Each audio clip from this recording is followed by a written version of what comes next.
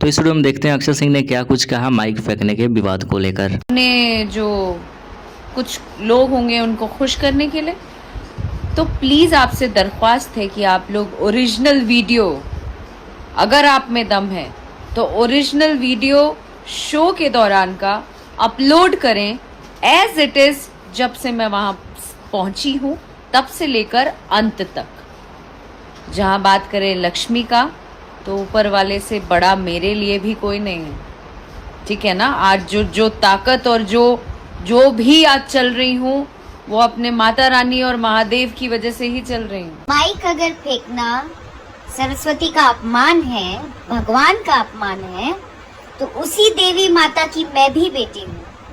तो लक्ष्मी जिसने फेंका ना, जो पैसे फेंक रहे थे, वो भी एक तरीके से लक्ष्मी का अनादर है। जो पढ़े लिखे सज्जन व्यक्ति जो है ना, जो अनपढ़ जाहिलों वाली बात कर रहे हैं, वो एक बार इस मुद्दे पे भी सोचें और एक बार मुझे जवाब दें।